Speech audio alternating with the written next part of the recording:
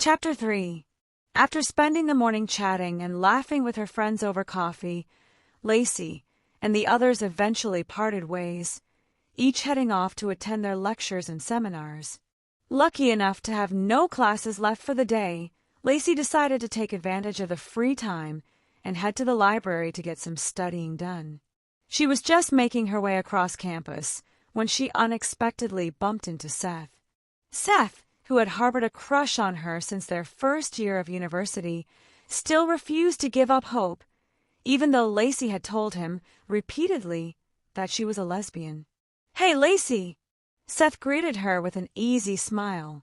"Did you go to the Pride Ball yesterday?" Lacy crossed her arms, already bracing herself for where this conversation might lead. "I did. And no, Seth, you couldn't have taken me because I'm a lesbian." Seth chuckled, rubbing the back of his neck. Yeah, you've mentioned that before, but you lot are so fluid, right? Who knows, you might have changed your mind by now." Lacy's patience snapped. Her hands balled into fists as she glared at him. "Seth, it's not a phase. I've told you this countless times." But Seth only shrugged, still grinning like this was some kind of game. "We'll see. Anyway, see you around, Lacy." And with that, he strolled off, leaving her standing there, seething. Unbelievable. Lacy let out a long, frustrated sigh, then shook her head and continued on her way. She refused to let Seth's ignorance ruin her day. Sometimes, she thought, patience was as much a study in humanity as any university subject. With her headphones in and a mental checklist of assignments to tackle, Lacy headed toward the library, ready to immerse herself in her studies. She moved through the campus quad, her thoughts consumed by deadlines and readings, when fate had other plans. Lacy nearly collided with someone, and as she looked up, her breath caught in her throat. Suki, the woman who had already managed to occupy far too much of Lacy's mind since the Pride Ball. Suki's radiant smile and effortless grace left Lacy momentarily spellbound.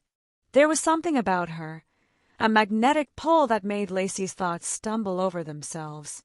Well, look who I've run into," Suki said, her voice teasing and warm. "Can't say I'm upset about this coincidence, Lacy." Lacy felt warmth creep up her neck. "Suki." "Hi.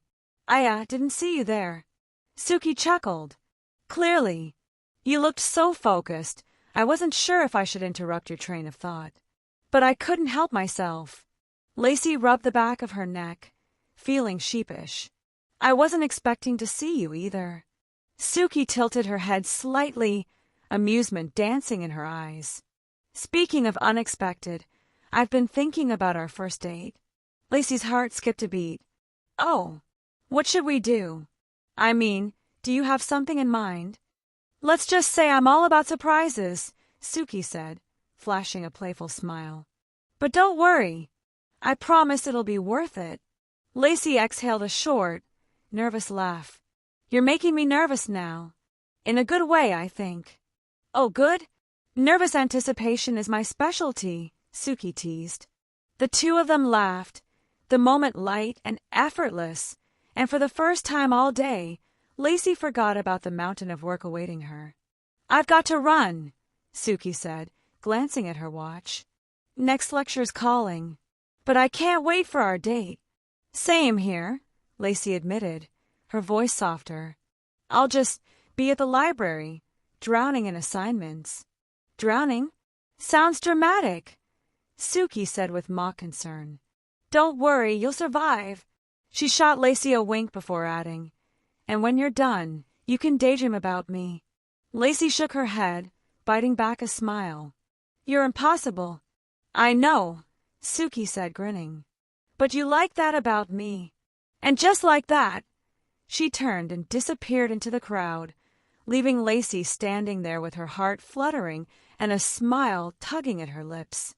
With a renewed sense of excitement, Lacy turned back toward the library. Maybe studying wouldn't be so bad with something, or someone to look forward to. For the past 3 hours, Lacy had been deeply immersed in her assignments. The library had become her sanctuary, a quiet escape where she could focus. The soft hum of the overhead lights and the distant rustling of pages were the only sounds accompanying her as she worked through her notes. She exhaled, taking a deep breath, stretching her fingers before going back to typing. Just as she began wrapping up, the vibration of her phone against the wooden desk startled her. Lacy blinked and reached for it, her heart skipping a beat when she saw the name on the screen. Suki. Her fingers hesitated before unlocking the device. A message awaited her. Hey, my lecture just finished. Are you done with your assignments? Want to meet up? Lacy's breath hitched. A wave of nervous excitement washed over her. Suki. The thought of seeing her again made her stomach flutter. What should she say? Would she sound too eager? Swallowing her nerves, she quickly typed a reply. Sure. I'm just finishing up here. Where should we meet? The moment she hit send, anticipation settled in her chest. She set her phone down, but her hands trembled slightly as she gathered her things. Taking a deep breath, she forced herself to move, to shake off the nervous energy coursing through her veins. This was just a simple meet-up, nothing more. Right. Still, as she left the library and stepped into the cool evening air, she couldn't shake the feeling that tonight was going to be different. The campus garden at night was nothing short of magical. Shadows danced between the trees, and the soft glow of fairy lights hanging from branches added to the enchanting atmosphere. Lacy spotted Suki standing beneath the vast night sky, her face tilted upward, eyes locked onto the stars. The moonlight bathed her in silver, making her look almost otherworldly, like she belonged up there among the constellations. Lacy hesitated, then approached. The crunch of gravel underfoot must have caught Suki's attention because she turned, a warm smile spreading across her lips. Hey, there you are. I was starting to think you'd gotten lost. Lacy chuckled, rubbing the back of her neck. Sorry, I took a little detour. This place is beautiful at night. I really didn't expect this. Suki grinned. Not as beautiful as the company I'm about to have. Lacy felt her face grow warm, and she looked away, biting her lip to suppress a shy smile. Suki giggled at her reaction, the sound light and teasing. You like the stars, huh? Lacy asked, trying to regain her composure. Suki nodded. I do.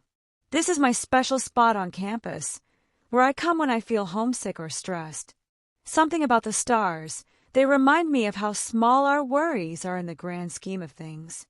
Lacy tilted her head. That's deep. I guess I've never thought about it like that. So are you into constellations and all that astrology stuff? Big time. I could probably guess your zodiac sign just by how you blush whenever I look at you. Lacy's face burned. Suki laughed softly, clearly enjoying her reaction. Okay, now I'm curious, Lacy challenged, folding her arms. Take your best guess. What's my sign? Suki tapped her chin, pretending to be deep in thought. I'd say you're a Cancer. Sensitive, caring, and full of mystery. Lacy smirked. Wrong. I'm a Virgo. But nice try. Suki shrugged, flashing a playful grin. Virgo makes sense too. You got that grounded, perfectionist vibe and a look that could stop time. Lacy felt a shiver run down her spine at the way Suki gazed at her. They stood there, letting the silence stretch between them, the stars twinkling above like celestial witnesses. Then, without a word, Suki's fingers brushed against Lacy's, before finally lacing them together. It was a simple, quiet gesture, but it spoke volumes. They stayed like that for what felt like an eternity, just two people in a sky full of stars.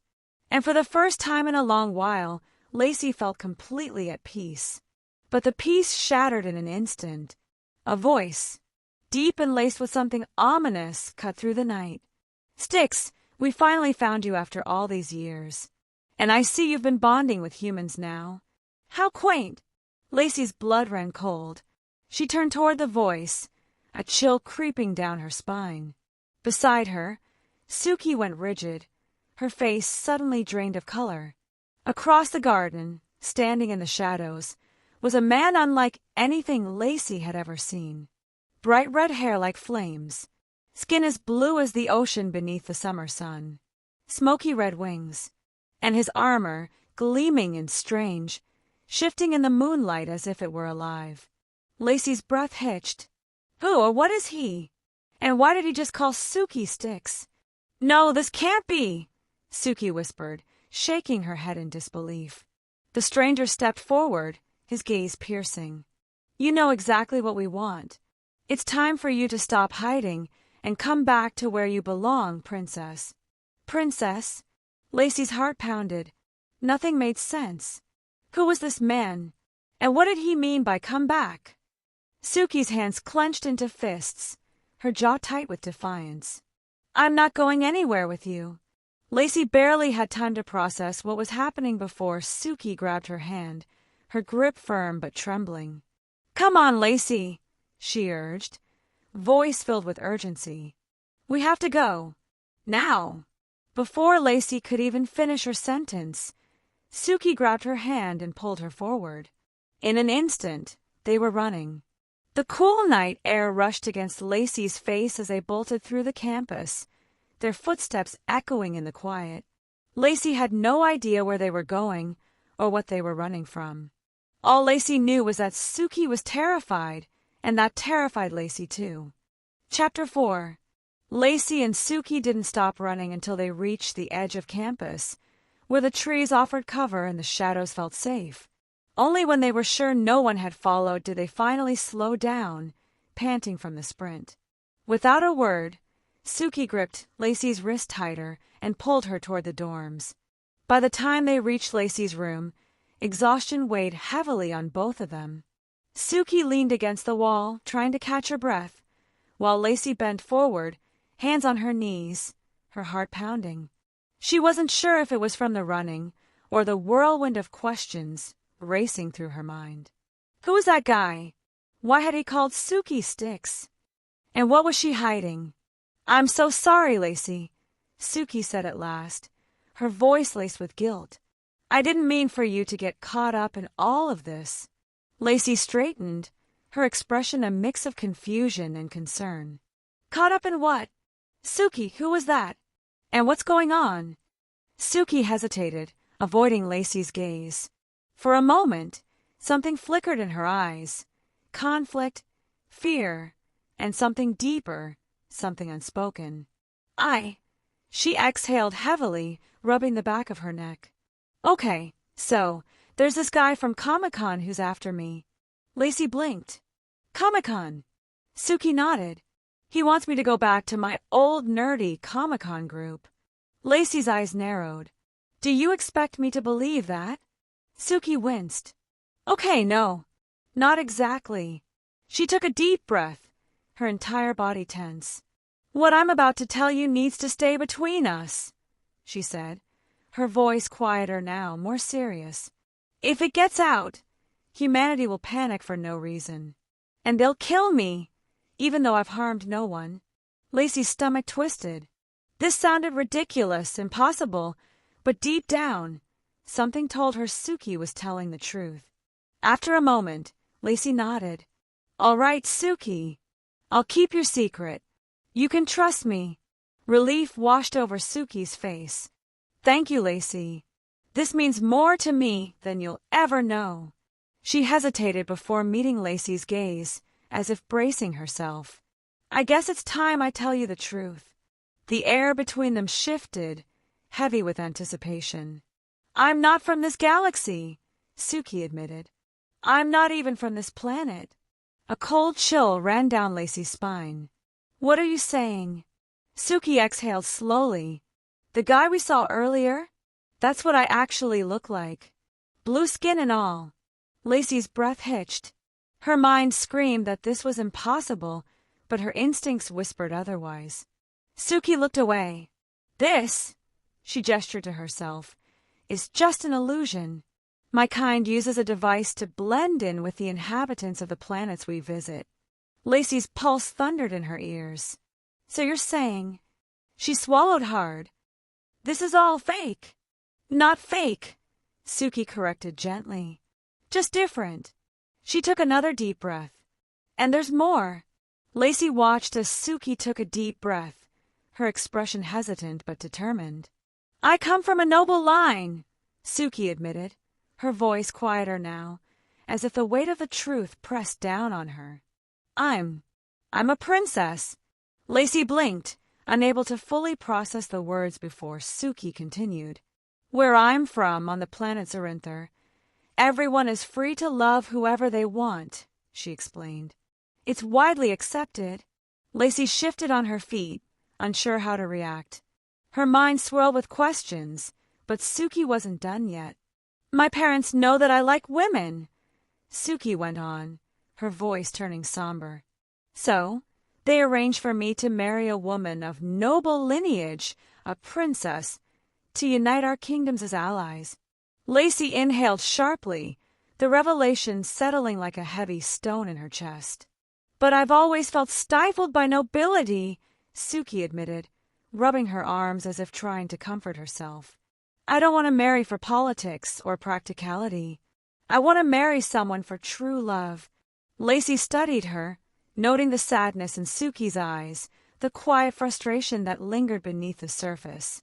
So she's an alien, a princess, and trapped in a life she doesn't want. And yet, she still seems so human to me. That sounds like a lot to handle, Suki, Lacy finally said. Suki gave a weak nod, exhaling as if she'd been holding her breath for too long. It is, she admitted. But coming to Earth, meeting you, for the first time, I feel like I can breathe. The words hit Lacy like a soft gust of wind, gentle but impactful. She felt her own pulse quicken. Suki hesitated before speaking again, her voice barely above a whisper. After hearing all of this, if you want to cancel our date and never see me again, I'll understand.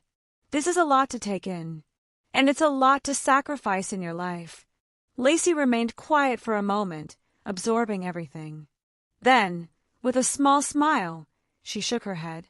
When I came out as a lesbian at 16, it wasn't easy, she said. It took a lot of effort, courage, and honestly, pain to finally embrace who I am. Suki listened intently, her eyes filled with warmth. But you being a kind, beautiful alien princess. Lacy shrugged. That doesn't change the way I feel about you. Suki's lips parted slightly, eyes shining with surprise and something else relief. Honestly, Lacy continued, rubbing the back of her neck. Seeing how we go, given this magnetic connection we have, it feels worth it. You mean that? Suki asked, a hopeful smile tugging at her lips. Yeah, I do, Lacy said. It might be a little strange, but honestly, who else gets to say they're dating an alien princess? A giggle escaped Suki, and Lacy found herself laughing, too. The tension between them melted away, leaving something lighter, something new. You know, Suki said, tilting her head, I like how fearless you are. And I like how you're already calling me fearless, Lacy teased. A playful blush dusted Suki's cheeks, and before Lacy could overthink it, she reached out, gently lifting Suki's chin. In that moment, Lacy knew she'd made the right choice. There was something extraordinary about Suki, and she wasn't about to let fear ruin what could be the most amazing part of her life. Suki cleared her throat and stepped back slightly, the moment lingering between them. I'll hopefully see you tomorrow then, Suki said softly. Lacy hesitated. Wait, are you going to be safe? What if he comes after you again? Suki chuckled. Don't worry about me, Lacy. I'm perfectly capable of kicking his ass if I have to. Lacy's eyes widened. That doesn't exactly make me feel better. Relax, Suki said with a smirk. I've handled worse situations than this. I've got it under control. Lacy studied her for a moment before sighing. Okay, if you're sure. I am. Suki gave her a wink. Now get some rest. And don't forget to dream about me. Lacy smirked. Who says I haven't been already? Suki giggled, turning toward the door. Good night, Lacy. Lacy watched as Suki walked away, disappearing into the night. Excitement and worry churned inside her. There was so much she didn't know about Suki's world, but she had a feeling she was about to find out. Lacy sat on the edge of her bed, exhaling a deep breath in an attempt to steady herself. The weight of the night lingered in her chest. Suki's confession, the implications of an entirely different world existing beyond Earth, and most of all, the undeniable pull she felt toward the alien princess. But as much as she tried to convince herself, sleep wouldn't come. Her mind refused to quiet, thoughts racing from wonder to worry. The enormity of it all, extraterrestrial life, the danger Suki might be in, the unexpected depth of her own feelings, pressed in on her like a storm. Lacy sighed, rubbing her temples. She knew herself well enough to recognize when sleep was a lost cause. In moments like these, she turned to the one thing that had always helped, her self-help journal. Sometimes, affirmations were the only thing that could calm her restless mind. She rose from her bed and crossed the room, pulling open the small drawer where she kept it. As soon as her fingers closed around the familiar pages, a sense of comfort settled over her. Returning to her bed, she flipped it open and let the words guide her, grounding her in something steady, something real. Her fingers traced the illuminated text as she began to read. Do more of what makes you healthily happy without waiting for hope to arrive. Treat yourself the way you treat your loved ones. Have healthy confidence, but not egotistical. Even when you're sad, happy things happen every day. Manifestation tip: live your life as if all your wishes have come true. Choose love over fear, faith over fear, hope over fear. Ask for help. Have healthy self-care. Trust your intuition. Survival mindset or abundance mindset. Be true to yourself and to others, as magical events can happen. Happy things happen every day. Be a perfectionist in a healthy way without it harming you and limiting your dreams. Forgive yourself for self-critical thoughts. Ask for positive wishes and experiences for yourself. You are enough. Doing more of what makes you healthily happy, just as you are, will then compound and lead you to unexpected, serendipitous avenues in your life. Have healthy self-respect, healthy assertiveness, and healthy boundaries. Reduce maladaptive coping mechanisms that don't make you healthily happy and are harming you. Embrace healthy coping strategies that don't harm you and make you happy. Look for respect in a healthy romantic relationship. Self-therapy: write down your problems and worries as if they happen to someone else. Gently overcome sadness and be kind to yourself like you would to a friend. Flowers still bloom regardless of each other's beauty. Try not to self-criticize for feeling sad or tired. Healthily validate your emotions like you would to a friend.